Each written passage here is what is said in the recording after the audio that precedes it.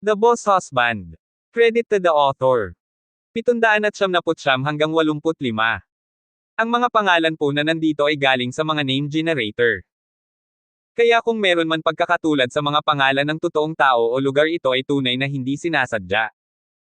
Ang kwentong ito ay rated SPJ. Striktong patnubay sa mga walang jowa. Ngumisi si Justin sa pagsupil na nagmumula sa true chi ng Golden Core Full Cycle. Kung natanggap niya ito ng buong lakas noong nakaraan, medyo natakot siya. Ngunit ngayong naabot na niya ang yugto ng pagbubuo ng kaluluwa, nakaligtas sa isang pag-ikot ng makalangit na kapigatian, at tumuntong sa hindi kilalang kaharian na ito, wala nang tulad nito ang nagpagulo sa kanya. Isang malawak na pag-indayog ng kanyang mga braso at ang buong true chi na pilit na pumipilit sa loob ng bulwagan ay naghiwalay, na parang wala man lang nangyari. Look, I'm not here to pick a fight. Hindi rin ako interesado sa mga pipi mong rules and regulations. I've been patiently communicating with you like a civilized person. But you chose to act hostile in response. Do you really think you can pick on me? Or are you just testing the waters? Ang casual na pagganti ni Justin ay maaaring hindi naglantad ng marami sa kanyang aktwal na antas ng paglilinang, ngunit nag-iwan ito ng mapait na lasa kay Dun ito at sa iba pang matatanda. Ang lahat ng dumalo ay hindi bababa sa antas ng Golden Core, ngunit wala ni isa sa kanila ang nakadetect ng daloy ng chi sa loob ni Justin. Ito ang nagbunsod sa kanila na maghinuha na si Justin ay marahil ay nagsasanay ng ilang uri ng demonic cultivation na nagbigay daan sa kanya na umunlad sa puntong ito sa napakaikling panahon. Ang mga ekspresyon ni Lourdes ay agad na naging masama. Nabalitaan kong naabot mo na ang Golden Core Full Cycle. Parang minamaliit namin ng husto ang antas ng iyong cultivation. Malinaw, pagkatapos ng kanyang banayad na pagpapakita ng ganti, ang matatandang dumalo ay nag-iisip ng dalawang isip. Gayunpaman, kung sa tingin mo ay nagbibigay ito sa iyo ng daan upang sirain ang Dawson Sect, natatakot akong sabihin na ikaw ay napakamali. Bumalik si Lourdes sa kanyang nanlalamig at pag-alit na sarili. Ako at ang kapatid ko ay nasa Golden Core Full Cycle realm. Kung makipagtulungan kami laban sa iyo, wala kang pagkakataon. Sa nakikitang tila ba ang sitwasyon ay magiging pinakamasama, si Karen ay buong tapang na tumayo laban kay Lourdes habang siya ay nagtanong, Guro, bakit hindi na lang tayo magkaroon ng sibilisadong pag-uusap? Ang mga mag-aaral ni Lourdes ay lumaki dahil sa galit. You ungrateful brat. Sinisisi mo ba ako dito? Sino ang nag-iisang nagpalaki sa iyo nitong mga taon, nagtuturo sa iyo ng martial arts at nagsasanay sa iyo na maging isang cultivator? Ngayong nasa tabi mo na ang hamak na ito, naglakas loob ka ng magsalita pabalik sa akin. Si Karen ay kasing pul ng kamatis. Nagsimula ng tumulo ang mga luha mula sa kanyang mga mata. Patawarin mo ako, Guro, dahil wala akong intensyon na balangkasin ka. Humihingi ako ng paumanhin ngunit hindi ko nakikita ang pangangailangang suwayan ang iyong pangako. Dinala ng iyong disipulo si Justin sa sekta para sa isang talakayan tungkol sa pagpasok sa Tower of Scrolls. Hindi ba dapat may anumang uri ng talakayan bago ito? Itinulak siya ni Justin sa isang tabi habang nakahawak siya sa palso ni Karen. Hoy hey, anong ginagawa mo? Bakit mo ako pinagtatanggol?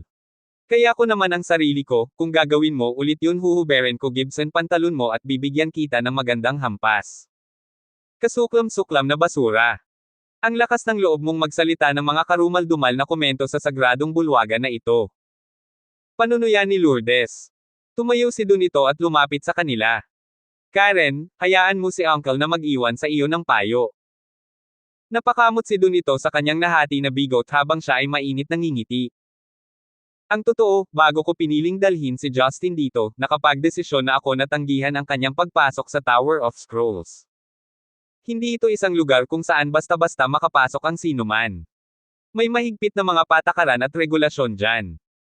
Kung ang anumang mahahalagang dokumento ay ipagkalat sa mga karaniwang tao ng Zenica, ito ay magreresulta sa isang napakalaking kawalang tatag sa loob ng bansa. Siya ay nakabalik lamang sa bansa sa loob ng 2 maikling taon, at ang kanyang reputasyon ay mas masahol pa kaysa sa kanyang pagkakakilanlan. Paano natin mapapahintulutan ang walang dangal na ong ito na makapasok sa tore? Namutla si Karen na parang kumot ng mapagtontong niya na ang sitwasyon ay hindi kasing simple ng ginawa niya. Napatulala si Justin. Kaya iniisip ko na may isa pang dahilan kung bakit mo ako pinatawag dito, at hindi para sa talakayan ang pumasok sa tore. Ganon talaga. Ang nakakadiri na tingin ni Dun ito ay nakatuon kay Justin. Kailangan namin na ibigay mo ang isang mahalagang pag-aari na nararapat na pag-aari ng Zeneca. Ano? Ano ang posibleng makuha ko na kailangan mo? Ang yabang pa rin ha.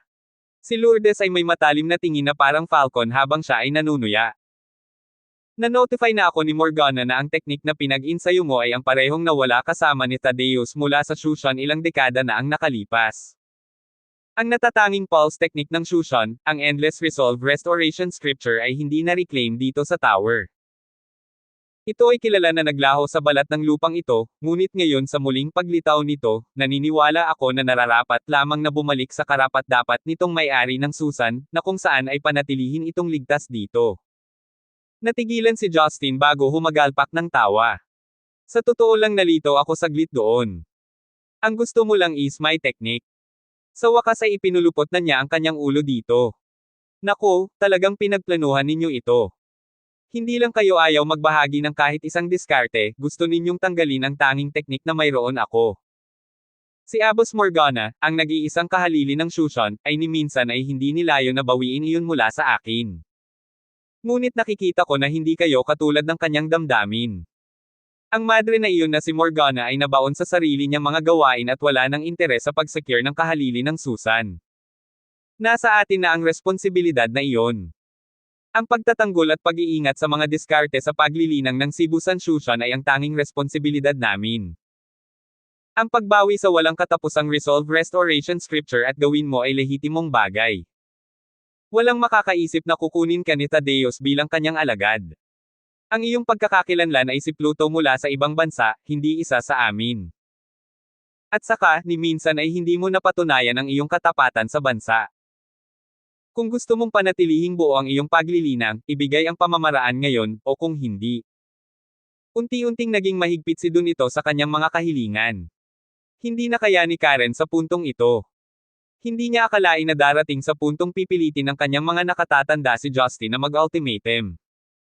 Inabot ni Justin at tinapik siya sa likod, tinitiyak sa kanya na magiging maayos ang lahat. O ano? Pipilitin mo ba akong sumunod? Nag-aalok lang kami ng ilang payo. Kung paano mo pipiliin na gawin ito ay magbabago sa takbo ng aming mga aksyon. Nauubusan na ng pasensya si Dun ito. Kung gayon ay hindi ko nakasalanan na magsalita sa ganoong katatag na paraan. Ang iyong posisyon bilang kahalili ng isa sa apat na dominanteng angkan ay walang kahulugan dito. Maraming mga angkan dyan na tumitingin sa posisyong iyon habang nagsasalita tayo. Tinitiyak ko sa iyo na marami sila, ang aking angkan ay malugod na gagampanan ang papel na guluhin ang marupok na kapayapaan sa Central City sa huling ilang dekada. Ang tensyon sa gusali ay tumitindi sa hindi pa nagagawang paraan. Nag-isip sandali si Justin, bago siya nagtanong. Gayunpaman, medyo curious ako, kung ano ang motibasyon mo para sa lahat ng ito, para handa kang harapin ang panganib sa pamamagitan ng pag-deploy ng halos 10 sa iyong mga master ng Golden Core upang habarin ako sa aking Endless Resolve Restoration Scripture. Ano man ang pamamaraan at ang kahusayan na kasunod nito, mahirap paniwalaan na walang ibang pamamaraan ng pantay na katayuan sa mundo. Sigurado akong alam mo na ang Endless Resolve Restoration Scripture ay ipinasa sa bibig. At pinipilit ako at bina-blackmail ako laban sa mga mithiin ng maharlika na pinananatili ninyo. Para sa isang pamamaraan na maaaring hindi mo magawa o maunawaan man lang, sa palagay ko ay dapat na may ibang dahilan kung bakit handa kang gumamit ng mga hindi karaniwan na pamamaraan upang makuha ito mula sa akin. Enough of needless talk. Sabihin mo sa akin, ibibigay mo ba ito o hindi? Si Lourdes ay may bahid ng kawalan ng kapanatagan sa kanyang mga mata, ngunit agad siyang napatigil sa interogasyon. Ikinaway ni Justin ang kanyang mga kamay bilang pagtanggi. Hindi ako gaanong marangal na tao, ngunit ang pagmamataas ng isang lalaki ay dapat igalang at nilayon kung panatilihin ito sa ganoong paraan. Dahil lang sa gusto mong agawin ito sa akin ay hindi nangangahulugang hahayaan ko na ito ng basta-basta. Paano ko haharapin ang aking mga babae sa hinaharap kung hahayaan ko ang isang ito? May halong emosyon si Karen habang nakatingin kay Justin bago niya pinilit ang sarili sa harap mismo ni Justin at tumahimik. Guro, kung kailangan mo kaming suportahan sa sulok na ito, isipin mo ako bilang isang mapanghimagsik na disipulo dahil mananatili ako sa tabi ni Justin sa lahat ng ito. Ipagtatanggol ko ang aking desisyon. Kahit na medyo may tiwala si Karen sa mga kakayahan ni Justin, sa kaibuturan niya alam niya kung gaano kay-tikot sina Lourdes at dun ito. Ikaw na walang utang na loob na alagad. Nagsimulang magalit si Lourdes. Nakikita kong nabulag ka ng halimaw na ito. Naniniwala ako na dapat kong tanggapin ang sarili ko para palayain ka sa iyong mga paglilinang. Habang bumabagsak ang kanyang mga salita ay agad na hinubog ni Lourdes ang kanyang mahaba, payat na mga daliri sa isang kuko at inabot ang leeg ni Karen sa bilis ng kidlat. Isa itong elementarya na pag-atake ngunit ito ay isang nakamamatay na kombinasyon ng daan-daang dark at feminine technique. Kahit na wala ito sa pinakamataas na performance nito, sapat na ito para madaig si Karen na kulang sa Golden Core Realm. Kinilabutan si Karen habang panik na gumanti ng 12-dosenang plum needles na halos hindi nakikita ng mata sa pagtatangkang pigilan ang kanyang sarili. Dahil hindi pa niya naaabot ang Golden Core Realm, ang anumang uri ng kontrareaksyon ay walang saysay na pagsisikap. Ang nakatagong sandata ay ang direktang paglikha ng kanyang mga matatanda sa sekta. Bilang karagdagan sa katotohanan na siya ang tanging master ni Karen, walang kahirap-hirap na ginulo ni Lourdes ang kanyang buhok at pinigilan ang mga karayom sa kanilang mga landas. Hindi makapaniwala si Karen na tatangkain ng kanyang Panginoon na kitilin ang kanyang buhay. Sa loob ng ilang segundo, isang panlalaking palad ang umampi sa harapan ni Karen habang walang kahirap-hirap na humawak sa paparating na palad. Ang baluktot na palad ni Lourdes ay madaling na-gridlock. 800. Tumigil ka. Nababaliw ka na ba? Pinalaki mo siya. Ang mga titig ni Justin ay napuno ng galit dahil ang sitwasyon ay wala kahit saan malapit sa pamamagitan. Dahil ako ang nagpalaki sa kanya, may karapatan akong tanggalin ang kanyang paglilinang. Si Lourdes ay walang pag-aalinlangan sa kanyang mga sinasabi. Ngunit sa pag-unawa na si Justin ay may hindi kapani-paniwalang lakas, siya ay walang kahirap-hirap na lumipad sa hangin muli. Sa pagkakataong ito, ipinaraise sa kanya ang 12-dosenang mga nakatagong karayom na kasing laki ng thumbtacks, na kumikinang sa liwanag na may mga kumikinang na berdeng lason. Pinaputok niya ang mga ito ng mas mabilis kaysa sa nakikita ng mata sa katawan ni Justin. Gayunpaman, hindi kinabahan si Justin sa pag-atake, na nasa saklaw ng kanyang katauhan. 1 pulgada bago tumagos ang mga karayom sa kanyang balat, bumagsak ang mga ito sa lupa sa mga Peter Patters. Ang kanyang pagganti ay nag-iwan kina Lourdes at dun ito, kasama ang hanay ng mga matatanda sa pagkabigla. Wala silang ideya kung paano nakamit ni Justin iyon. Walang emosyong hinawakan ni Justin ang palso ni Lourdes at inihagis ito palabas. Ang napakalakas na puwersa ay masyadong malakas para sa kanya upang labanan at siya ay walang humpay na itinapon palabas ng gusali bilang isang resulta. Ngunit si Lourdes ay isang dalubhasa sa light na skill na nagbigay daan sa kanya na mabawi ang kanyang balanse pagkatapos na lumingon sa ere ng ilang beses. Kahit noon pa man, ang walang kahirap-hirap na kontrareaksyon ni Justin sa pagpapawalang bisa sa lahat ng kanyang pag-atake ay nag-iwan kay Lourdes na tulala. Lumapit si Justin at binigyan si Karen ng nakakapanatag na yakap. Magiging maayos din. Umiling si Karen at malungkot na sumulyap kay Lourdes, pagkatapos ay kay dun ito. Ni minsan ay hindi ko hinahangad ang iyong pagmamahal at paggalang. Ngunit hindi ko akalain na ang lahat ng taon kong paglilingkod sa ilalim ng sektang ito ay mauuwi sa pagkatanggal sa aking pagtatanim ng wala akong pahintulot. Ikaw lang ang dahilan nito.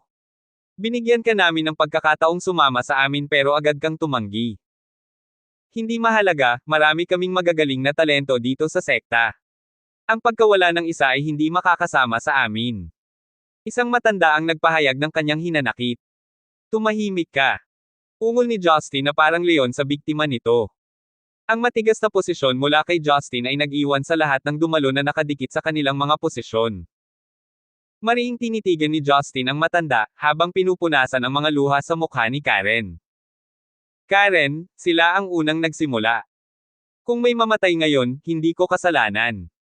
Nakagat ni Karen ang kanyang labi habang tumatango. Mag-ingat ka. Bilang miyembro ng grupo ng 8, madalas siyang pumatay. Ngayong umunlad na ang sitwasyon sa yugtong ito, hindi niya hihilingin kay Justin na magpakita ng awa. Hahaha. Napangiti si dun ito. Justin, sa palagay ko ay hindi mo lubos na nauunawaan ang sitwasyong kinalalagyan mo. Kahit na nakamit mo na ang Golden Core Full Cycle at may matatag na kaalaman sa Endless Resolve Restoration Scripture, nag-iisa ka pa rin. Hayaan mong ulitin ko ito muli. Maliban kung gusto mong putulin ka namin mula sa paa, ibigay ang kalokohan. Bago pa matapos si Dun ito, pinigilan siya ni Justin, nagsawa sa kanyang mga banta.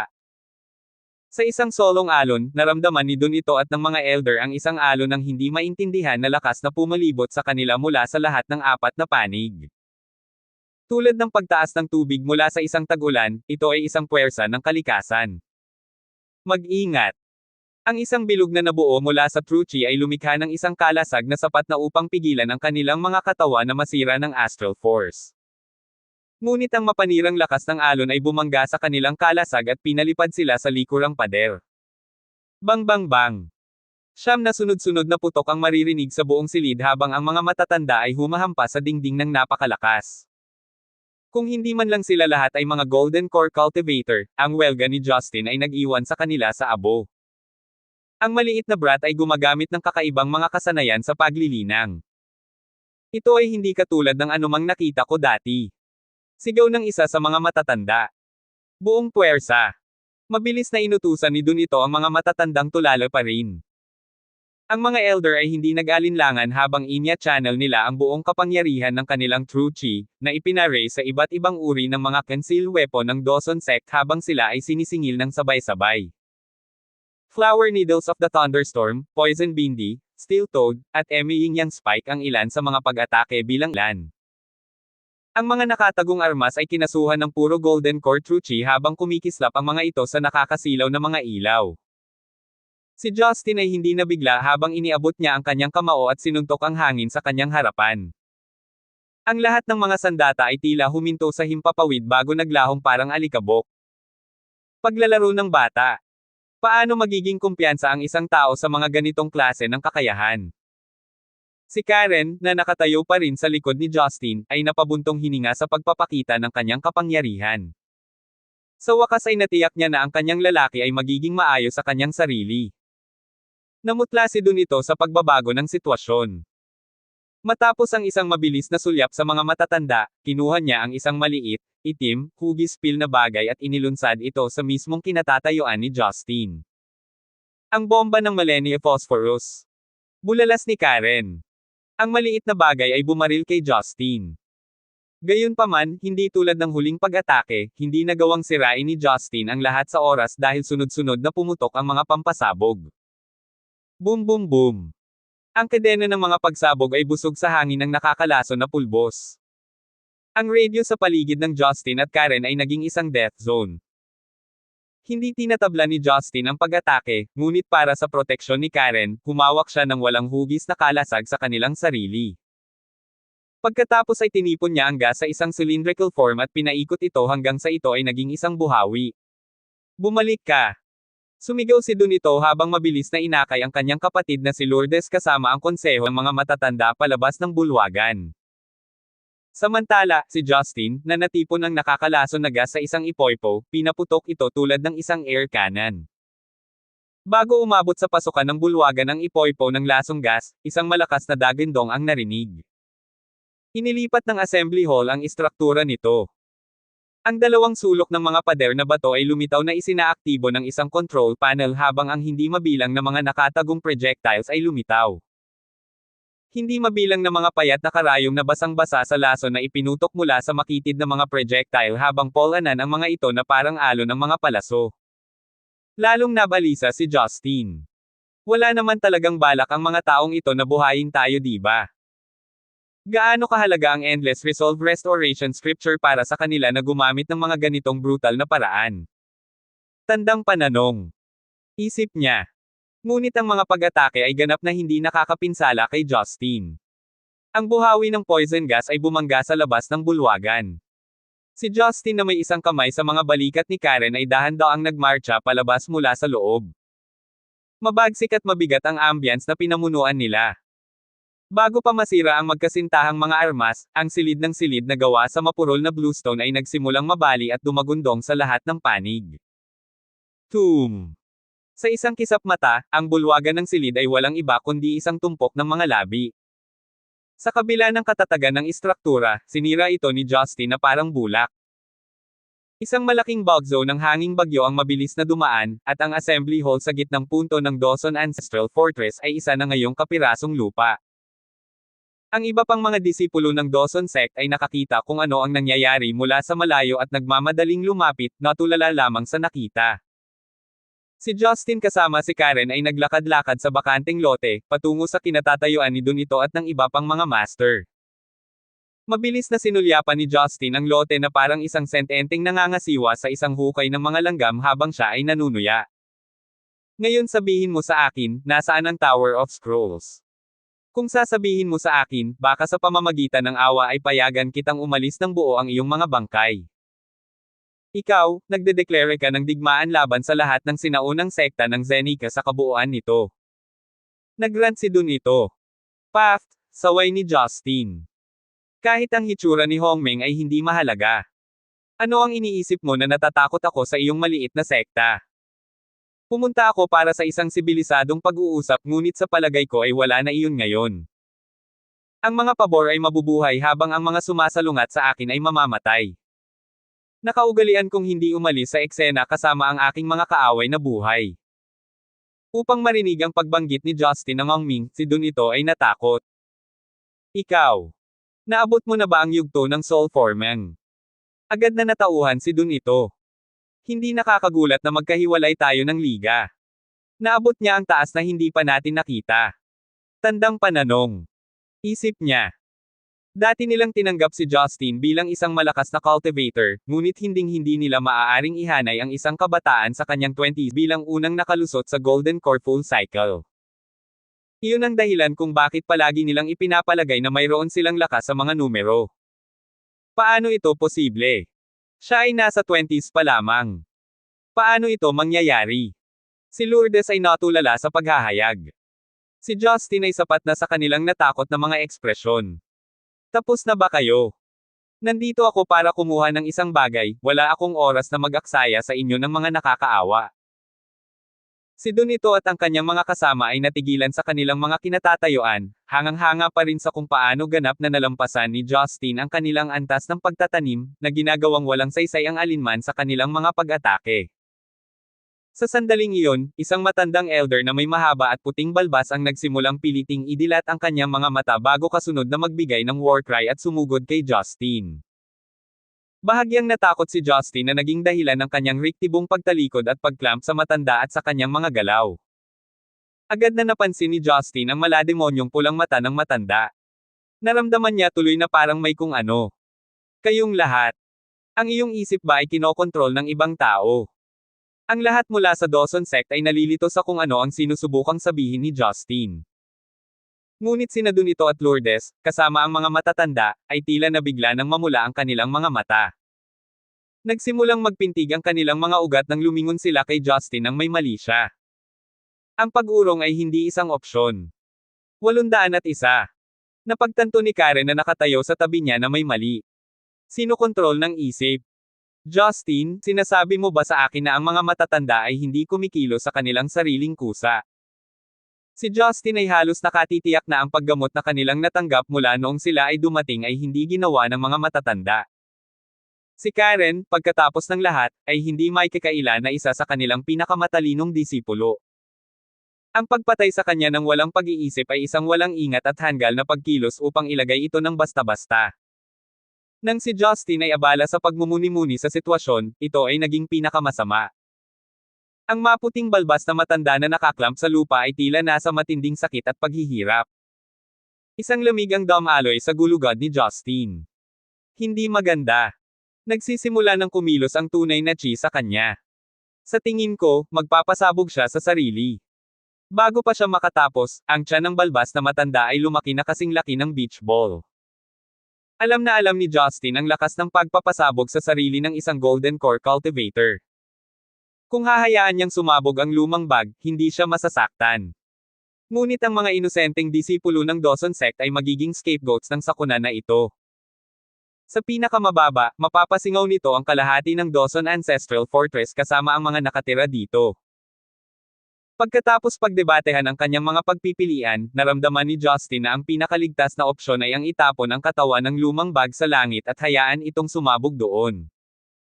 Ang paglilinang ni Justin ay higit pa sa maaaring maisip ng karamihan ng mga tao. Ang paghahagi sa katawan ng matanda sa hangin ay nangangahulugan na ito ay tumulak ng ilang daang metro na parang missile. Sa gitna ng histerya ng lahat ng nanunood, isang mapurol na putok ang umalingaw-ngaw sa kalangitan sa itaas nila. Ang pulso ng matanda ay pumutok, naiwan ang kanyang katawan sa mga piraso. Ang radius ng pagsabog ay daan-daang metro ang lapad sa bawat direksyon. Kahit na mula sa lupa, marami sa mga mababang antas na disipulo ang nakadama ng napakatinding presyon ng pagsabog. Umiiyak na tinitigan ni Karen ang kanyang amo na si Lourdes Dawson. Dati ay handa siyang palayain ang kanyang amo habang sinusubukan niyang kitilin ang kanyang buhay. Ngayong alam na niya na ang kanyang amo ay hindi kumikilos sa kanyang sariling kusa, walang paraan na hahayaan niyang mamatay ang kanyang amo. Justin, mangyaring iligtas ang aking Panginoon. Ayokong mamatay siya. Kumapit si Karen sa braso ni Justin. Ang bagay na ito ay lampas sa kanyang mga kakayahan. Karen, huminahon ka. Nakokontrol ko ito. Pagkatapos ng maikling sandali ng pag-iisip, sumugod si Justin sa harap mismo ni Lourdes.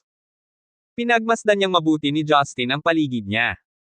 Hindi ko alam kung sino ka at kung bakit mo piniling manipulahin ang mga taong ito, ngunit kung gusto mo ang Endless Resolve Restoration Scripture para sa iyong sarili, pagkatapos ay itigil ang pagiging isang pusa tungkol dito.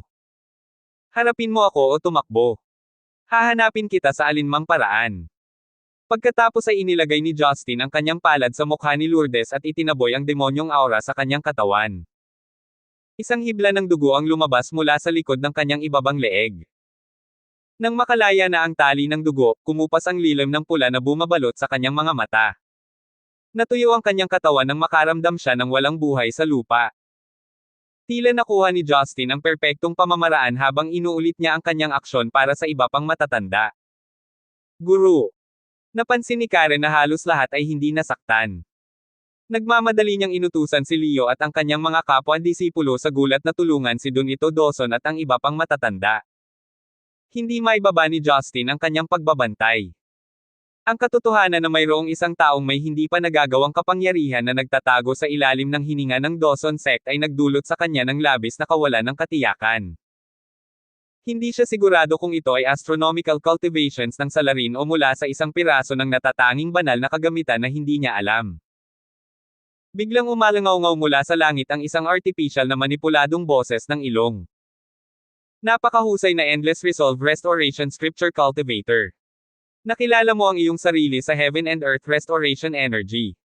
Hindi ko inaasahan na dumaan ka sa Thunderbolt's Heavenly Lightning, kaya malaya kang pumunta sa ngayon. Ngunit makatitiyak ka, babalik ako. Ang swerte ay hindi na sa tabi mo sa susunod.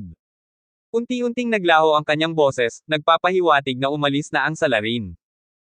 Isang nakakatakot na pakiramdam ang dumaan kay Justin.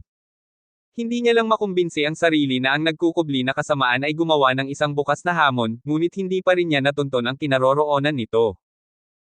Batay sa kanyang sariling cultivation level, kahit na ang kalaban ay nasa level ni Poseidon, wala pa ring paraan na maprotektahan niya ang kanyang aura. Ang taong ito ay dapat magkaroon ng isang banal na bagay o nasa antas ng paglilinang na mas mataas kaysa kay Justin. Sa huli ay napagtanto ni Justin na habang bumubuti ang kanyang paglilinang, lalawak din ang hanay ng mga advanced na cultivator na makakausap niya.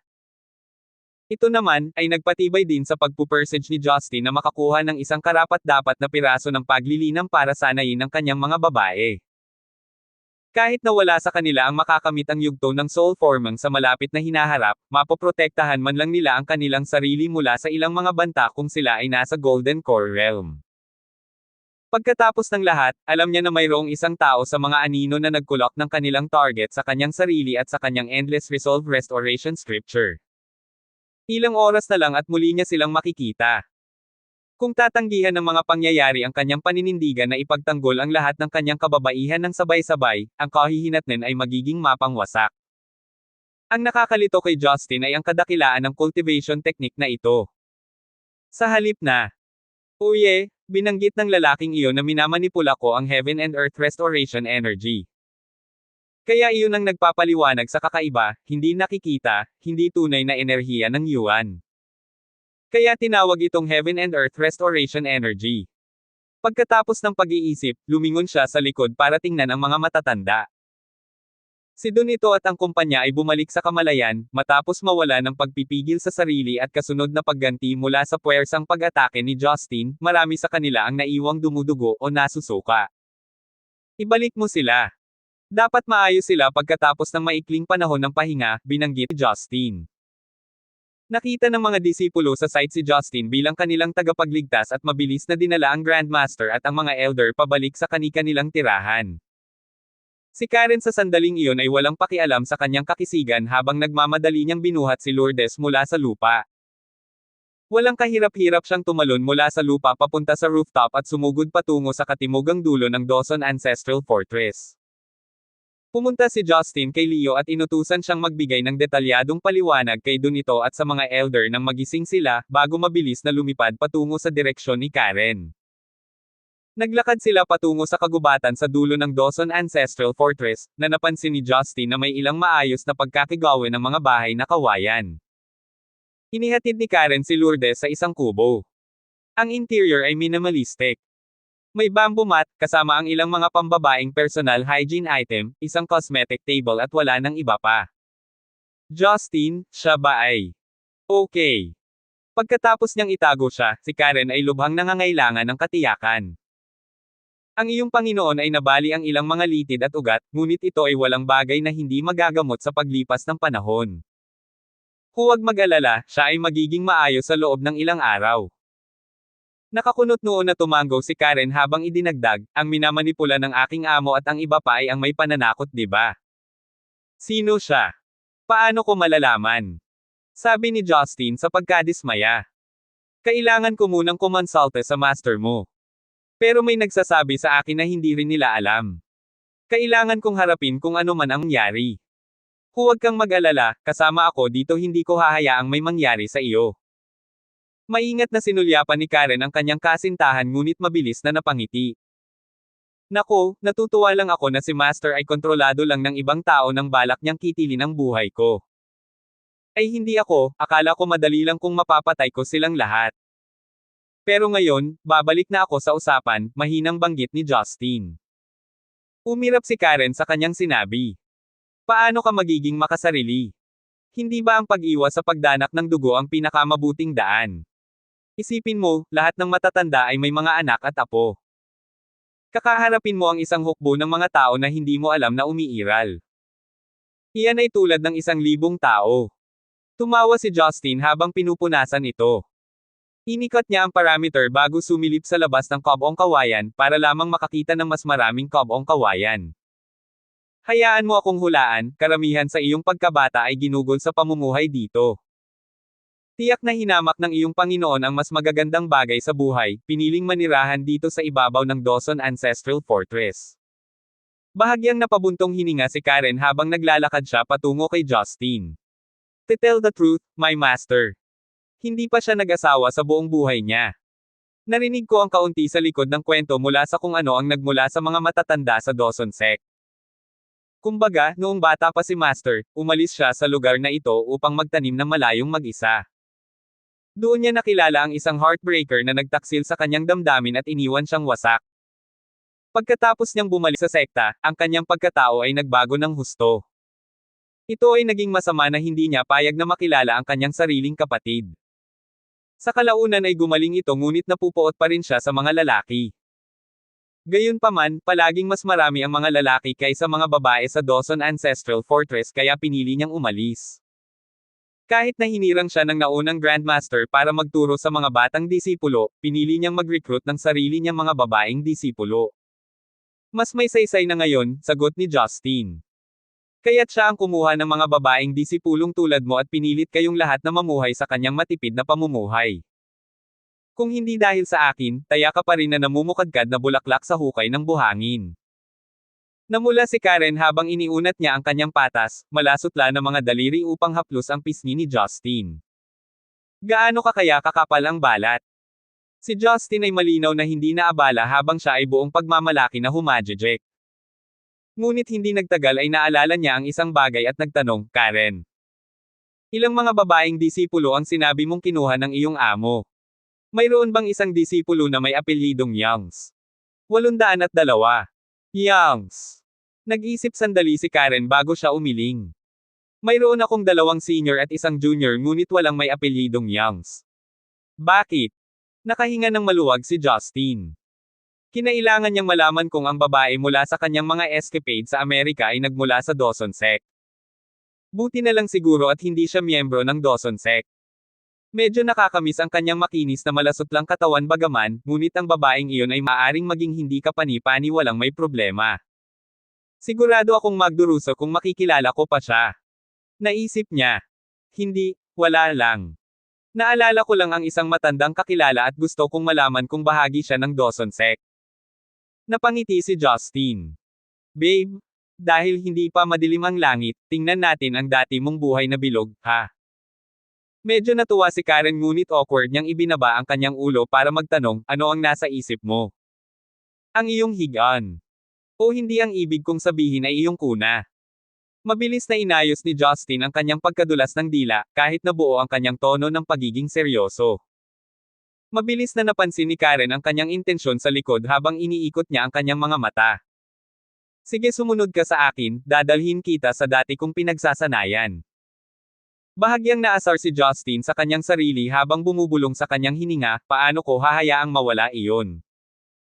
Sa paligid ng Dawson Ancestral Fortress, higit sa lahat ang kagubatan ng kawayan sa katimugang dulo nito, madaling isawsaw ng isang tao ang kanilang sarili sa luntiang halaman ng tag-araw. Magkahawak kamay na naglakad sina Justin at Karen sa pavilion kung saan siya nagsanay. Ang tanawin ay kapansin-pansin, ngunit gayunpaman ay isang ganap na kakaibang tanawin sa isip ni Karen. Nakita ni Justin ang mga bakas ng kalungkutan sa kanyang boses habang binabalikan niya ang kanyang mga kwento sa kanya.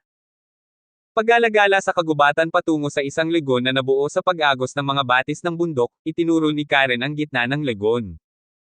Noong mga araw, noong ako ay mga 12, gusto kong laktawan ang mga pagsasanay sa umaga sa panahon ng taglamig. Ang temperatura sa rehiyong ito ay talagang lalamag. Magtatago ako sa ilalim ng aking mga kumot sa maliit na kubo na iyon. Kulang ito ng mga uling at iba pang pasilidad upang mapainit ako. Ngunit si Master ay mahigpit tungkol dito at madalas niya akong kinakaladkad palabas ng aking silid. Pinagtiisin ko ang malupit na panahon sa kagubatan na ito. Itatapon niya ako sa legon, na kung saan ay mas malamig kaysa sa lupa. Naaalala ko pa rin ang lahat ng pagkakataong naisip kong patayin siya. Kung gaano ko kagustong maglagay ng lason sa kanyang pagkain at inumin. Napanaginipan ko ito araw at gabi. Naunawaan ni Justin na ang kanyang sariling karanasan sa kanyang nakaraan ay mas brutal kaysa dito, ngunit hindi siya si Karen. Iba't ibang tao ang ginawa upang tiisin ang iba't ibang hirap sa buhay. Do you still hate her? Kung gagawin mo pa rin, pwede akong bumalik at patayin siya. Alam ni Karen na nagbibiro lang siya pero umiling pa rin siya. Ang gusto lang ni Master ay siguraduhin, sa sandaling umalis ako sa sekta, kaya kong ipaglaban ang sarili ko laban sa mga maling gawain ng labas ng mundo. Kung sisisihin ko siya sa paggising sa akin ng maaga, ibig sabihin ay kailangan niyang gumising ng mas maaga para magawa iyon. Kaya iyan ang dahilan kung bakit nagsusumamo ka pa rin na iligtas ko siya sa kabila ng kanyang masamang ugali, sagot ni Justin. Nakangiti silang nag-uusap habang naglalakad sa isang Dallas Days. Sa harap mismo ng kanilang mga mata ay isang malawak na lupain, na puno ng kayumanggi, mukhang sunog ng mga dahon ng kawayan, na parang milyon-milyong kutsilyo ang nakatanim ng malalim sa lupa. Ito ay mga espesyal na binagong dahon ng kawayan, na ibinabad sa isang espesyal na katas ng lason. Ang lakas nito ay maihahambing sa bakal. Ngunit hindi tulad ng bakal, hindi ito madaling kalawang at mabulok, paliwanag ni Karen. Noong mga araw na sinasanay ko ang aking pagiging magaan dito kasama ang iba pang mga disipulo. Kumunat ang noo ni Justin. Dahil ang mga dahon ng kawayan ay matalas na gaya ng mga talim, hindi ba lahat kayo ay madaling masaktan sa lahat ng oras? Nagsimula kami sa pamamagitan ng gauze na nakabalot sa aming mga paa, pagkatapos ng 2 taon ng paglilinang, kailangan naming tumakbo sa buong bukid sa loob ng 1 oras. Ang pagbagsak ay nangangahulugang kailangan naming simulan muli sa simula. Nagpatuloy si Karen, ang Dawson sect ay kilala sa kanilang lason. Kahit na masaktan natin ang ating mga sarili, ang mga sugat ay maaaring gamutin at gumaling. Maraming mga disipulo ang hindi makalampas sa yugtong ito at sa gayon ay hindi makapagpatuloy sa mga pamamaraan ng paglilinang na eksklusibo sa sekta. Kaya, sila ay nauuwi bilang mga tagapaglingkod, na karamihan sa kanila ay ang mga nakikita mo rito sa panapanahon. Sa paglabas ng mga salita sa kanyang bibig, kasunod na tinanggal ni Karen ang kanyang puting canvas na sapatos, inilantad ang kanyang makatarungang hubad na mga paa, bago agad na pinasadahan ang kanyang sarili sa hangin at sa isang talim na dahon sa gitna ng buong kapirasong lupa. Hindi siya nawala ng balanse dahil sa matatalas na talim ng dahon. Sa halip, binalance niya ang matalas na labahan na kawayan na parang tutubi sa isang dahon ng lotus. Namangha si Justin sa kanyang paglilinang. Alam niya talaga na hindi niya ginagamit ang True Chi bilang hadlang, ngunit sa halip ay gumagamit siya ng advanced na paraan ng lightness skill balance technique, na ginagawang liwanag ang kanyang katawan bilang isang balahibo. Ang mga diskarte sa paglilinang ng Dawson sect ay tunay na may sarili nilang kahangahangang likas. Naalala ni Karen ang kanyang paligid, bago agad na pinasadahan ang kanyang sarili at sumayaw sa mga dahon. Pagkaraan ng ilang minuto, eleganteng ibinalik ni Karen ang kanyang sarili sa pwesto ng kanyang sapatos, tahimik na isinuot ang mga ito nang walang kahit isang hingal. Napahanga si Justin habang pumalakpak siya. "O Master Collins, isang karangalan na masaksihan ang iyong kagandahang loob." "Sige, tama na." Pinigil ni Karen ang panunokso ni Justin.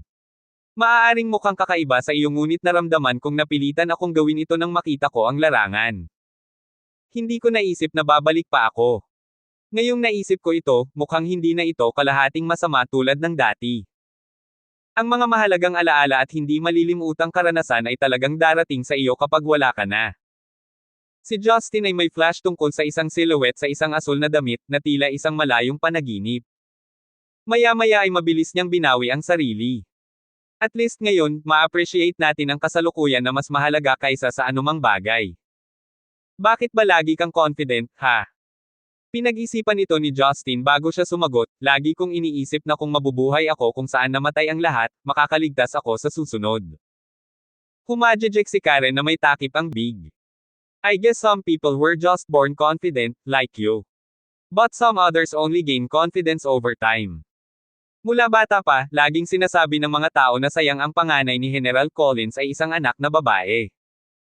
Ngunit ni minsan ay hindi sinisi ng aking ama ang aking ina, gayunpaman ay lagi itong may tinak sa kanyang puso na siyang sentro ng kanyang pagkamuhi sa sarili paminsan-minsan. Nang ipanganak si Karina, tuwang-tuwa ang aking ama ngunit kahit ako ay kitang-kita ko ang bahagyang awa sa kanyang mga mata. Not to mention the garbage people talking behind our backs, about how our family was bound to pledge allegiance to other clans. But that kept me thinking, if I became stronger, if I was stronger than all the boys of the other clans, then just maybe, I would be able to make my father proud. Mula noon, 10 mahirap na taon na ang lumipas mula nang magdikit ang aking mga ngipin at sumulong upang labanan ang mga pagsubok, at mula sa loob ay natuklasan ko ang aking panloob na pagtitiwala. Ngunit hindi ito nagdulot sa akin ng kagalakan na hinahanap ko. Alam kong hindi maipagmamalaki ng aking ama na nakuha ko ang aking lugar sa grupo ng 8, bilang karagdagan sa isang makabuluhang posisyon sa National Security Bureau. Gayunpaman, mula noon ay nabuo ako upang maging ang Karen na hindi lamang nabubuhay para sa pagkilala sa kanyang mga magulang, o sa kaligayahan ng kanyang nakababatang kapatid na babae, ngunit ang Karen na magtatakda ng kanyang sariling buhay. Habang inaalala niya, para siyang nagmamonologue. Nakikita ni Justin ang eksena isang dekada na ang nakalipas. Isang batang babae na may kakaunting pananamit, malalim sa loob ng kagubatan ng kawayan, na inilalagay ang kanyang buong konsentrasyon sa pagbabalanse sa isang talim ng kawayan na bahagyang nakalubog sa matabang lupa. Siya ay basang-basa sa pawis, nanginginig mula sa kaunting galaw ngunit ang kanyang focus ay tanging sa pagkumpleto ng gawain. Ang sumunod na eksena ay bumalik sa gabing iyon sa ilalim ng mga bituin, sa walang laman na tulay, na nakaupong mag-isa sa hangin ng taglamig, na wala, nalilito, hindi sigurado kung ano ang nakatakdang kapalaran para sa kanya. "Tingnan mo ako, Karen." Napabuntong hininga si Justin bago niya hinawakan ang kamay ni Karen. Si Karen, na may kaunting pagkalito, ay masunaring tumitig sa kanya pabalik. Same time na sinabi niya, inaaanunsyo ko na mula ngayon, ang kaligayahan ni Karen ay magkakaugnay kay Justin hanggang sa kanyang mga buto. Na ngayon, higit pa sa kahapon, ang kanyang kaligayahan ay lalago lamang. Ito ay isang kasunduan ng kaligayahan na obligado ng magkabilang panig. Kung si Justin ay kakalimutan o tatanggalin ito, siya ay sasailalim sa pang-aapi ni Karen ng walang hanggan. Ang kanyang makinis na malasutla na kamay na hinawakan ng mahigpit ni Justin ay bahagyang nanginginig, habang si Karen ay nakatitig ng walang laman kay Justin para sa kung ano ang pakiramdam ng walang hanggan, bago humagalpak ng tawa. So cheesy. Bakit parang ninakaw mo ito sa isang libro para manligaw ng mga babae? Humajejek si Karen habang nagtatanong. Napakamot ng ulo si Justin. Bakit hindi ka naluluha? It wouldn't hurt to give me some reaction, right? Cheesy, pero gusto ko. Hindi inaasahang idinagdag ni Karen, isa pa. Nauutol na sabi ni Justin. It flows with my emotions. Hindi ako masyadong emotional ngayon kaya wala talaga akong mailabas. Ano ang tungkol dito? Nagtipto si Karen habang kumapit siya sa mga balikat ni Justin at tinatakan ang mga labi nito. Isa pang babae ang nagsamantala sa kanya. Hindi natuwa si Justin. Si Marian noon, ngayon kahit si Karen ay gustong maglaro nito. No way, kailangan niyang parusahan. Hinawakan ni Justin ang kanyang baywang, kinurot ang kanyang slim, makinis na baywang, pinakikislapan ang kanyang dila sa kanyang matamis na cherry lips. Si Karen ay orihinal na isang baguhan sa bagay na iyon, at ang isang biglaang pagbogso ng pagnanasa mula kay Justin ay nag-iwan sa kanya sa pagkataranta. Ang kanyang napaaga na katapangan ay agad na naging mahiyain, na may bahid ng kawalang kasalanan mula sa kawalan ng karanasan. Ahem. Umalangaw-ngaw ang ubo ng isang babae mula sa malayo, na pinutol ang kanilang mapusok na halik. 803. Naina si Justin sa biglaang pagsulpot niya. Nakakahiya, Lourdes. Hindi mo ba kami kayang iwan at magpagaling? Iniwasan ko pa ang pagkakataong pagalingin siya bilang isang maliit na parusa. Gusto mong pukawin ang kontrobersya. Well fine, naisip ko lang na i-pop ang cherry niya sa magandang kagubatan ng kawayan na ito. Hindi mo ba nararamdaman ang passion dito sa pagitan natin? Bakit ba kailangan mong sumabad? Tandang pananong. Isip niya. Sa kanyang pagdating, hindi mapalagay ang mag-asawa sa pagpapatuloy ng kanilang sensual na halikan. Si Karen, na nahihiya, ay mabilis na nagtago sa likod ng matipunong katawan ni Justin upang maiwasang tumingin sa mata ng kanyang amo. Si Lourdes ay mapatla at mahina ngunit halos hindi naapektuhan. Pinasadahan niya ang sarili sa ilang mga sanga ng kawayan bago eleganteng lumapag ilang metro ang layo sa kanilang dalawa. Ang kanyang matikas na paglilinang ay malinaw na higit sa kanyang disipulo sa kabila ng kanyang mga pinsala. Lovely dovey sa kagubatan ng kawayan. Hindi ka ba nahihiya? Nagpahayag si Lourdes na may malamig na ekspresyon. Nagsimulang mabalisa si Justin. Hoy, hindi kita hinahalikan. Ano bang ikinagagalit mo? Ikaw. Ang presyon ng dugo ni Lourdes ay tumaas sa isang iglap. Gayunpaman, pinili niyang pigilin ang sarili na kumilos dahil alam niyang hindi siya katugma kay Justin. Nakikitang nailigtas mo ang Dawson Sect, pahihintulutan kitang umalis dito, mayabang na sagot ni Lourdes. Iyon ay rektibong humantong kay Justin na umiling sa pagpigil.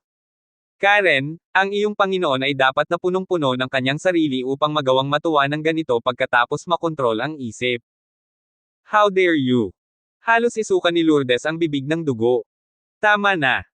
Mabilis na nag-react si Karen upang itigil ang nagninangas na interaksyon sa pagitan nilang dalawa, habang awkward na kinagat niya ang kanyang cherry lips. Hinaila ang kamay ni Justin, pinayuhan niya, sige, sige. Siya ang aking Panginoon. At ang aming senior. Hindi talaga galit si Justin kay Lourdes. Habang siya ay mukhang malamig at walang pakialam sa labas, ang init sa kanyang mga mata ay hindi nawala sa kanya nang tumingin siya kay Karen. Master, mag-isa kang pumunta dito para hanapin kami. May problema ba? Maingat na binanggit ni Karen, na halatang kinakabahan pa rin sa presensya ng kanyang walang kwentang mentor. Saglit na tinitigan ni Lourdes si Karen sa katahimikan, bago ito magiliw na nagtanong, nitong mga taon sa labas, naging mabait ba ito sa iyo? Natigilan si Karen nang mabilis siyang nawala sa sarili niyang pag-iisip. Agad na namula ang kanyang mga mata habang pinupuno ng matinding emosyon ang kanyang diwa. Umiling siya na may kasamang ngiti. Oo, salamat sa pagtatanong, Master. Ang sarap pakinggan. Sabi ni Lourdes na may pinipigilang ngiti. Huwag mong gawin ang parehong mga pagkakamali na ginawa ko. Habang nagsasalita, binigyan ni Lourdes si Justin ng nakakatalang na titig. Justin, alam kong ikaw ang nasa tuktok ng iyong ranggo ngayon. Alam ko rin na ako o ang buong Dawson sect na pinagsama-sama ay walang anumang laban sa iyo. Ngunit si Karen ay nasa ilalim ng aking patnubay sa loob ng 10 taon. Napanood ko siyang lumaki na naging matalinong babae na siya ngayon. Masasabi mong para na siyang anak sa akin. Strict ako sa kanya dahil ayokong maranasan niya ang mga bagay na meron ako. Pero ikaw, kailangan mo siyang pahalagahan at alagaan na parang siya ang pinakamahalagang bagay na nakita mo. Kung nasaktan mo siya sa anumang paraan, hinding-hindi kita mapapatawad hanggang sa araw na mamatay ako. Bahagyang nagulat si Justin. Hindi niya akalain na kakausapin siya ni Lourdes tungkol kay Karen o sa pagiging malugod niya sa kanilang relasyon. Siya ay kalahating inaasahan na siya ay magiging kampi sa kanyang sarili, tulad ng ginawa niya sa karamihan ng mga lalaki. Akala mo ba tutol ako sa relasyon niyo ni Karen? Tila nabasa ni Lourdes ang iniisip ni Justin.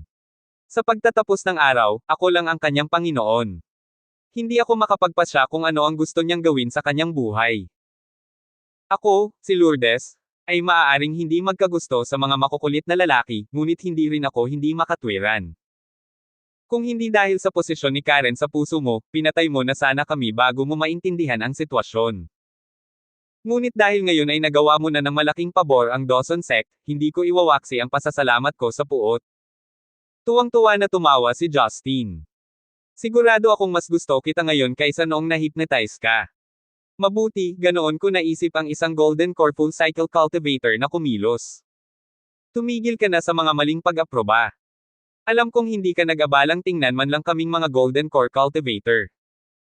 Tinitigan ni Lourdes si Justin sa kakaibang paraan, tila naguguluhan pa rin kung paano makakamit ng batang ito ang ganoong taas. Sa puntong ito, tumulo ang luha ni Karen sa kanyang mga pisngi.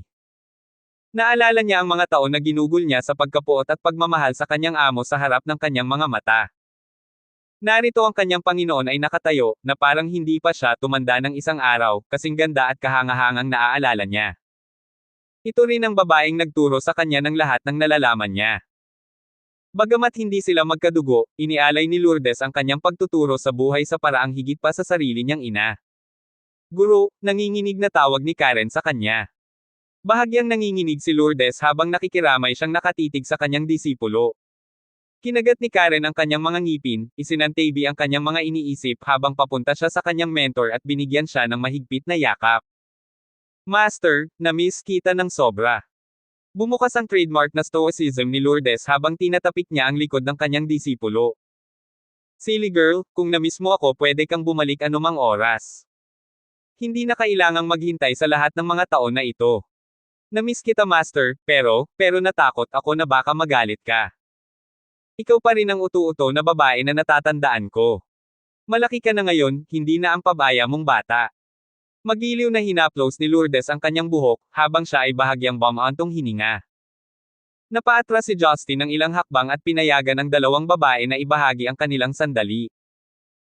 Matyaga at tahimik siyang nanood bago niya naalala ang masungit na lalaking iyon na nagbigay sa kanya ng Endless Resolve Restoration Scripture noong siya ay bata pa. Matapos umiyak at tumawa ang dalawang emosyonal na babae sa presensya ng isa't isa, sa wakas ay napag-usapan ni Lourdes ang pangunahing sitwasyon. Naabisuhan siya na si Donito at ang iba pang matatanda ay gising, lubos na alam ang pangyayari. Nagmamadali silang anyayahan si Justin sa kanilang lokasyon upang bigyan siya ng tamang paghingi ng tawad. Masigasig din silang pag-usapan ang tunay na dahilan kung bakit natipon din ang lahat doon.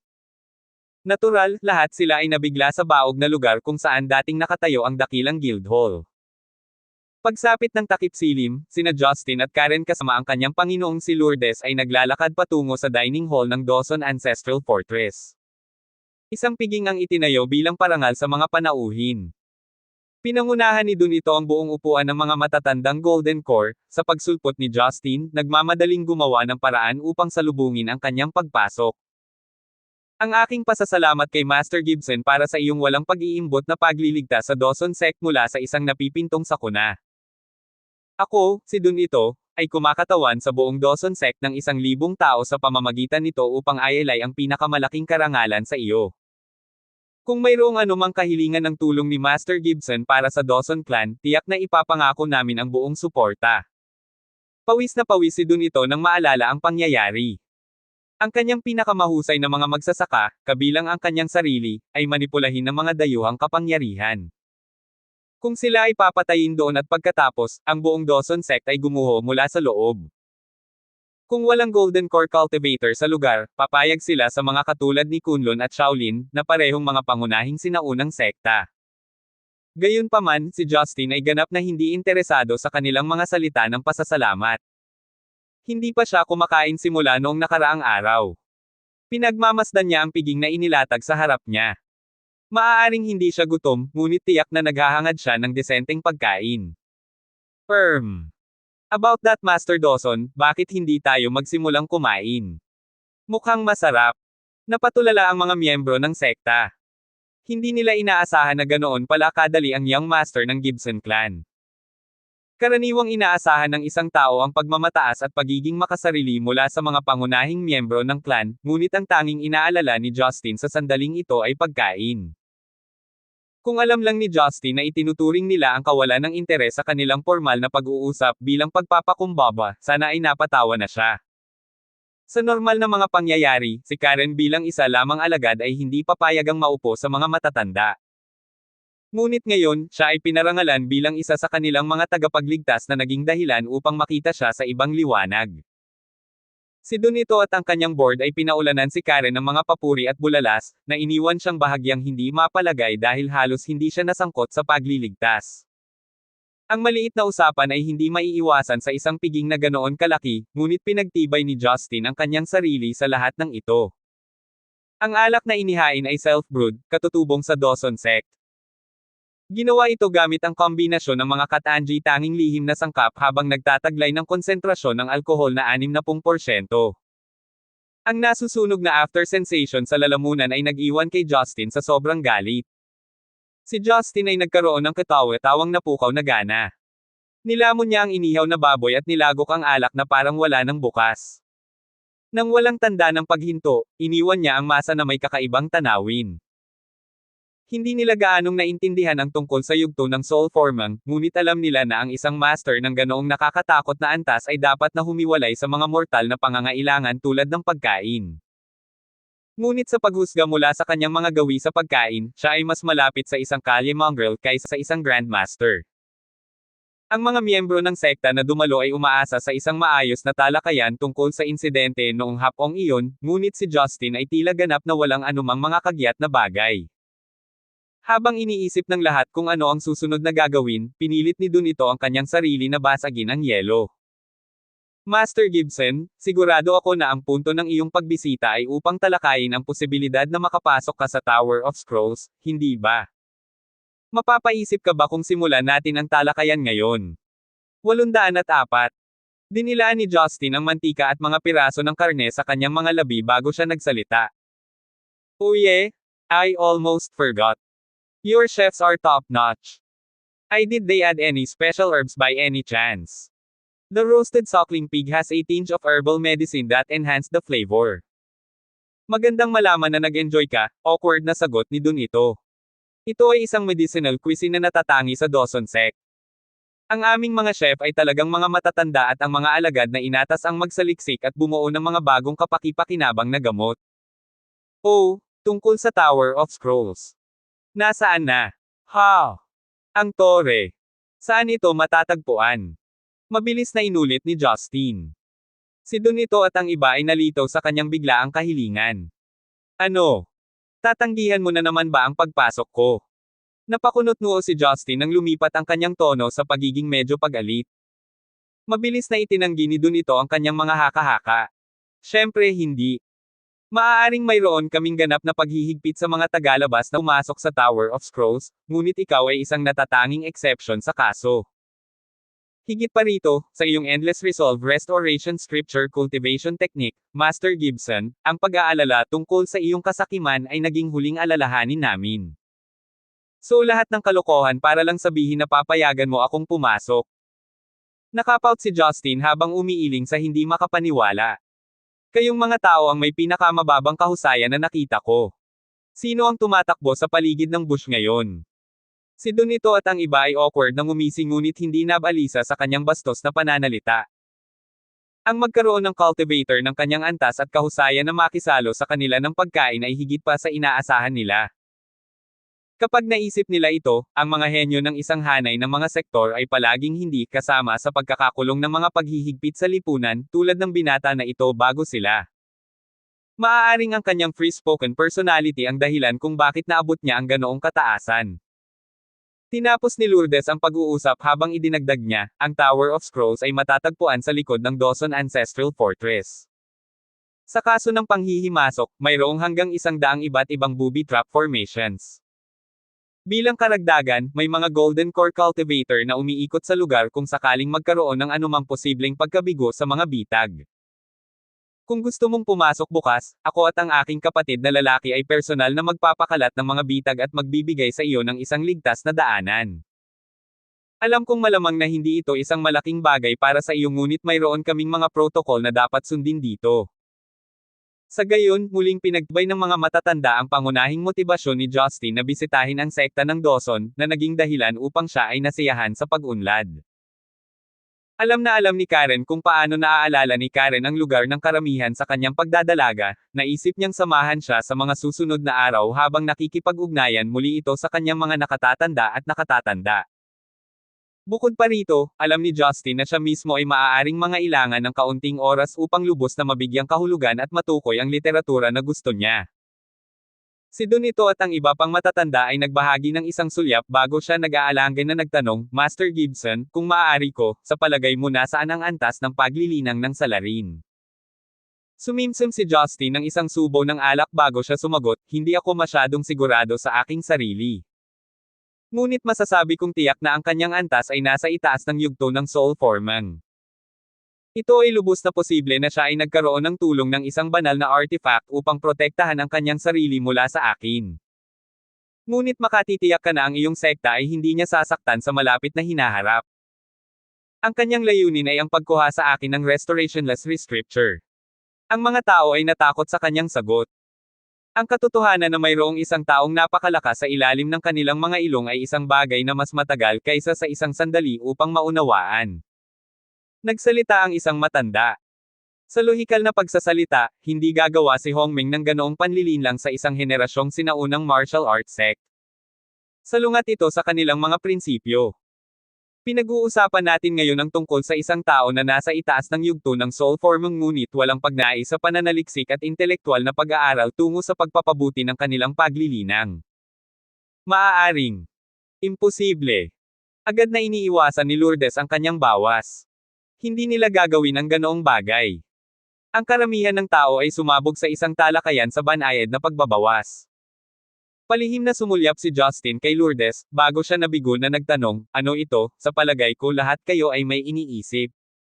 Bamantong hininga si Donito. Sa totoo lang, pinili naming iwasang tumalon sa conclusion na iyon kung kaya't napagpasyahan naming ilihim ito. Gayunpaman, si Master Gibson ay nagtataglay ng mga paglilinang na higit pa sa amin, kaya mas kumbinsido ako na maaari kayong mag-cross ng landas sa hinaharap. Ang aming mga palagay ay tumuturo patungo sa iba pang sinaunang sekta ng Hongmeng, sa parehong katayuan sa amin sa reputasyon nito bilang isang sinaunang kapangyarihan, o dapat kong sabihin, ang mga angkan. Ang Rumored Great Ancient Clans. Mga dakilang sinaunang angkan. Ano iyon? Sa wakas ay nagpasya si Justin na huminto sa pagkain at bigyang pansin ang kanilang mga salita. Ipinaliwanag ni Donito, sigurado akong medyo pamilyar si Master Gibson kay Hongming sa puntong ito. Sabi nga, ang Hongming ang pundasyon ng depensa ng Zenica. Itinatag ito ng mga cultivator ng soul forming stage at higit pa. Bagamat hindi natin alam kung paano sila gumagana, sigurado kami na ang kanilang pag-iral ay upang matupad ang ilang uri ng tungkulin. Ang mga dakilang sinaunang angkan, sa kabilang banda, ay walang kilalang tungkulin, wala silang katapatan sa Zenica. Ayon sa alamat, sila ang mga inapo ng pinakamakapangyarihang Diyos mula sa mga sinaunang panahon.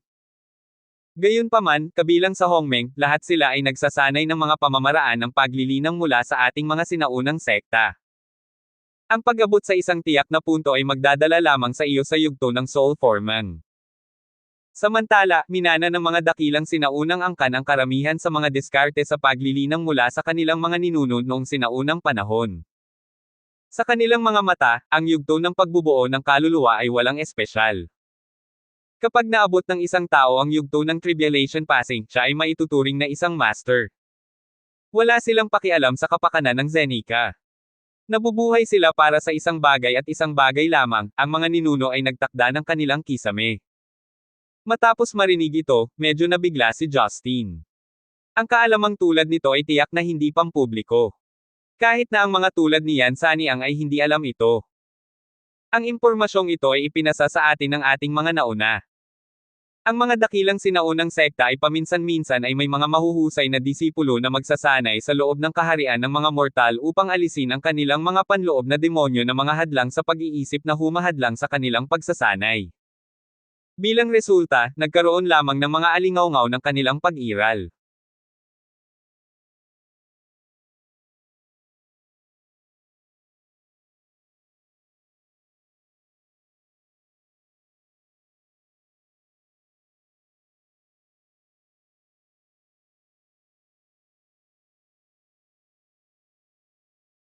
Saniang o Soniang.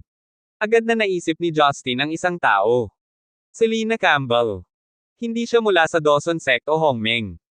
Ngunit nagsasalita siya ng isang partikular na angkan ng Campbell at Law. Ngunit ang isang taong nakasakay ng ganoon kalaking lason ay tila hindi mula sa isa sa mga dakilang sinaunang angkan. Naisip niya. Walang nakapansin sa kakaibang reaksyon ni Justin habang naiinis na idinagdag ni Dun ito, ang ikinababahala ko, kung ito ay ang mga dakilang sinaunang angkan, bakit sila magdadaan sa ganoong tagal para makuha ang iyong cultivation technique, hanggang sa kontrolin ang buong Dawson sect. Maliban na lang kung ang banal na kasulatan ay hindi lamang isang pamamaraan ng paglilinang nawala na, ngunit higit pa. Tinukoy ni Karen ang kanyang mga salita habang hinuhusgahan niya, paano kung ang salarin ay isang tao mula sa angkan na nagpasyang tanggapin ang mga bagay-bagay sa kanyang sariling mga kamay. Maaaring ipaliwanag nito kung bakit kailangan niyang itago ang kanyang sarili at hindi pa rin sigurado kung si Justin ang kanyang hinahangad. Tila sumang-ayon si Dun ito at ang mga matatanda sa pagbabawas ni Karen.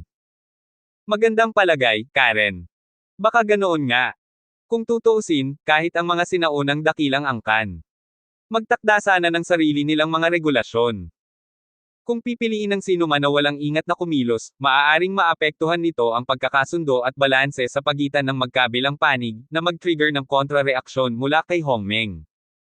Ngayong pag-isipan ko ito, maaaring ito ang pinakamalamang na dahilan. Ngunit hindi ko pa rin maintindihan, sa buong buhay ko, kung bakit sila sumusunod sa Endless Resolve Restoration Scripture. Tila napagtanto ni Justin na ang pag-unawa sa mga bagay na ito ay maaaring maging isang hamon sa mga taong hindi nagtataglay ng parehong antas ng paglilinang gaya niya. Gayunpaman, hindi naramdaman ni Justin na ipaliwanag ang kanyang iniisip sa mga matatanda. Alam mo ba ang mga pangalan ng lahat ng mga dakilang sinaunang angkan? Umiling si Dun ito sa patas na panghihina ng loob. Na hindi kami sigurado, saglit lang sinabi sa amin ng aming mga ninuno. Samantala, si Lourdes ay may kaina-hinalang tumingin kay Justin, na tila may iniisip. Lumubog ang puso ni Justin. Siya ay kumbinsido na sa kanyang kasalukuyang antas ng paglilinang, halos wala nang natitira para sa kanya upang maunawaan maliban kung nagpa siya si Athena o Zeus na laruin ang kanilang mga kamay. Ngunit pagkatapos ay muli, sila ay walang dahilan upang i-target sa kanya na tulad puot. Ngayon na ang mga pangyayari ay maliwanag na naging komplikado, bilang karagdagan sa kanyang nakamamatay, na pagkikita kay Selena na tila nagmula sa mga angkan na iyon, ang lahat ay hindi naaayon sa proporsyon. Ito ay masama. Hindi ko inaasahan na ita-target ako ng mga tao para sa aking cultivation technique sa lahat ng dahilan. Wala akong ibang naranasan kundi kasawian simula nang bumalik ako sa Zenica. Tandang pananong. Isip niya. Halos hindi mapawi ni Justin ang kanyang sarili sa kanyang mga iniisip para sa natitirang bahagi ng piging. Pagkatapos ng talakayan ng grupo, napag-isipan nilang ang kalaban ay si Justin ang humahabol at hindi ang Dawson Sec. At least ligtas sila pansamantala. 805. Para sa natitirang hapunan, ang gana ni Justin ay nasira sa paghahayag. Gayunpaman, ngayong natapos na ang pagtitipon, lahat ay nakahinga ng maluwag nang dahan-dahan silang bumalik sa kanilang tirahan. Pagkatapos noon, sinundan ni na Justin at Karen si Lourdes sa kanyang inayos na guest accommodation. Sa ilalim ng kumikinang na kalangitan sa gabi, tinahak ng mag-asawa ang landas ng berdeng marmol na simento habang ninanamnam ang malamig na simoy ng hangin sa kagubatan. Napansin ni Karen na tahimik si Justin sa buong oras. Nag-aalala ka pa rin ba tungkol sa mga dakilang sinaunang angkan?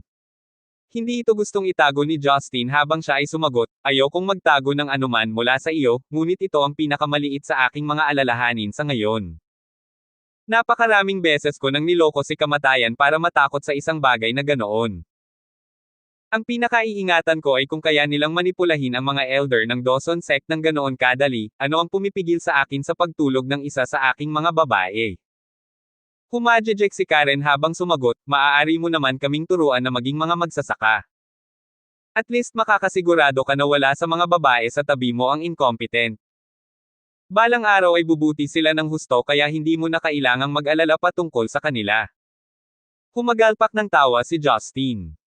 Madali para sa iyo na sabihin, ngunit nagulat pa rin ako na hindi mo iniisip na pag-usapan sila. I'm not your wife. I don't get a say in this. Ito ang tinatawag nilang paghahanap ng kislap ng pag-asa sa dilim, di ba? Inilibot ni Karen ang kanyang mga mata. At saka, sa ngayon, wala ka mang naharap na hindi mo kayang harapin. I'm guessing na ang dahilan kung bakit hindi pa nagpapakita ang tao ay alam nilang mas makapangyarihan ka sa kanila. Nag-isip si Justin at sumang-ayon sa kanya. Hindi siya naging duwag sa buong buhay niya, walang takot maliban sa kapakanan ng kanyang mga babae. Eksakto, hayaan silang dumating sa daan-daan at libo-libo. Papatayin ko silang lahat. Tandang pananong. Isip niya. Habang mabilis silang naglalakad patungo sa kanilang mga silid sa tirahan, hinigpitin ni Justin ang kanyang kapit sa mga kamay ni Karen. Karen, sumama ka sa akin. Malinaw na hindi nasisiyahan si Justin sa pagsasaayos ni Lourdes na paghiwalayin sila sa dalawang magkaibang silid. Agad na naintindihan ni Karen ang kanyang intensyon habang nakakahiya niyang sinabi. Maaga kang aalis bukas sa tore, bakit hindi ka nalang maghintay ng ilang araw pa? Hindi ka sumasalungat sa ideyang nakikita ko. Tuwang-tuwa si Justin. Ako. Nakatali ang dila ni Karen. Naisip niya na ang kanyang buhay ay umunlad sa paraang ginawa ng kanyang kapatid na si Karina, upang makarating sa yugtong iyon kasama ang kanyang kasintahan. Habang nagmumuni-muni si Karen, isang eleganteng figure ang lumapit sa mag-asawa. Bawal yan dito.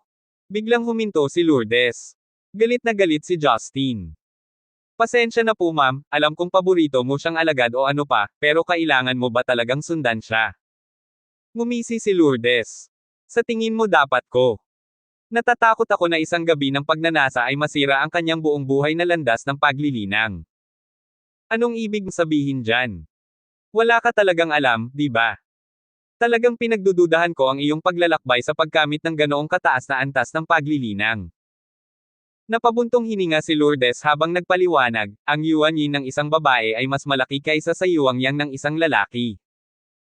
Dahil si Karen ay birhen pa, siya ay pinangangalagaan ng kanyang yuan yin, kaya ang true chi na ibinibigay ng kanyang panloob na enerhiya ay magiging dalisay. Kung kukunin mo ang kanyang pagkabirhen, ang kanyang pag-unlad sa paglilinang sa antas ng Golden Core ay agad na magtatagal ng hindi bababa sa 3 taon.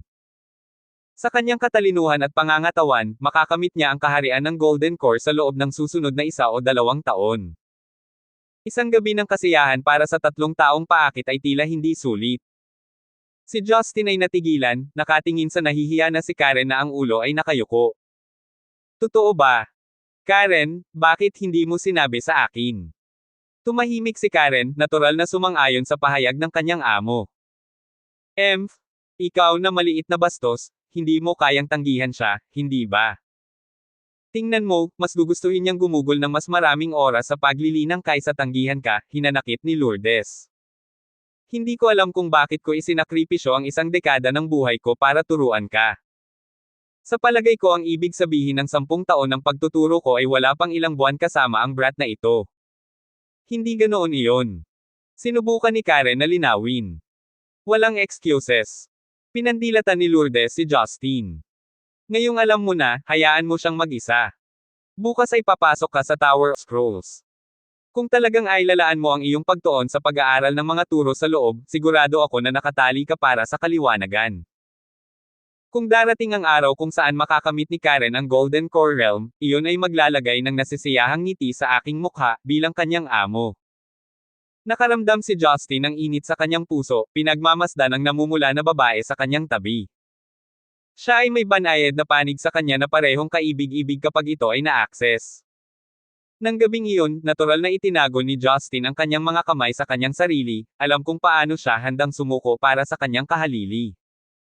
Siya ay may sapat na kamalayan sa sarili upang pahalagahan ang kanyang mabuting kalooban na parang isang maginoo. Sa pagbubukang liwayway kinaumagahan, umalis si Justin, kasama ang magkapatid na Donito at Lourdes, patungo sa ipinagbabawal na Tower of Scrolls.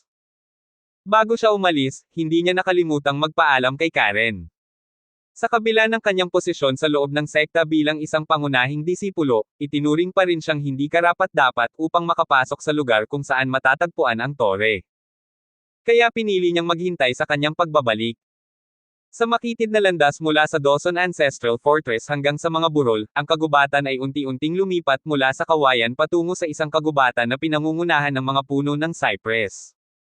Doon sila nakarating sa isang lugar na may 4 na kubo na bato, simetriko na nakalagay sa lupa.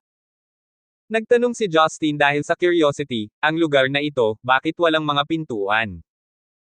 Ipinaliwanag ni Donito, ang 4 na kubo na bato dito ay individual na pinangangalagaan ng pinakamarangal sa ating mga nakatatanda, langit, lupa, kalaliman, at ginto.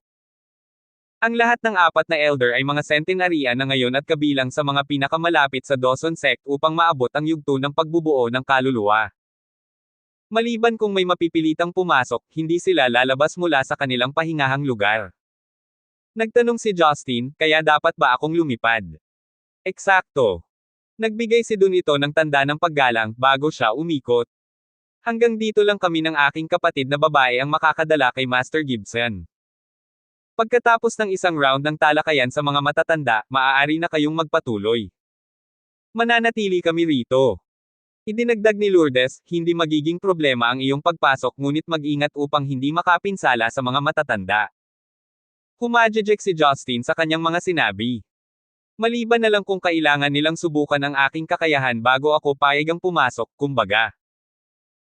Dahil hindi ka isang opisyal na disipulo ng Shushan o isang miyembro ng Dawson sect, ang mga patakaran ay nagsasaad na dapat kang makakuha ng 3 hit mula sa mga Grand Elder nang hindi natatalo, o kung hindi, ang Dawson sect ay maaaring hindi kumbinsido sa iyong pagiging karapat-dapat na makapasok, paliwanag ni Donito.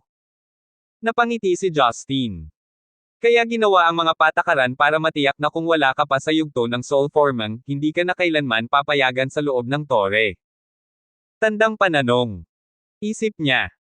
Gayunpaman, para sa isang magsasaka na lampas sa yugto ng pagbubuo ng kaluluwa, ang mga nilalaman sa loob ng tore ay hindi na magiging makabuluhan na natural na nangangahulugang walang sino man ang kukuha ng ganoong kalisan upang bisitahin ang tore.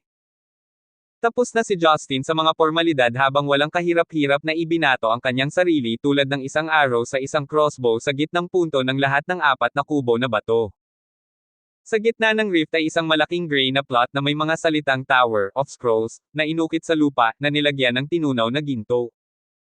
Agad na napagtanto ni Justin na ang tower, ay talagang isang cellar.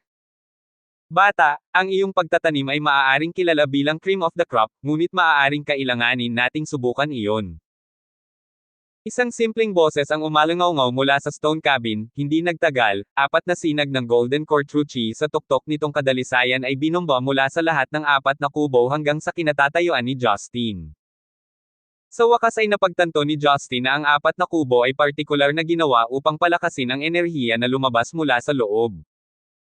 Gayunpaman, tulad ng inaasahan, ang mga naipon na True Chi projectiles na madaling masira ang isang ordinaryong tao ay bahagya lang naging hadlang sa mga mata ni Justin.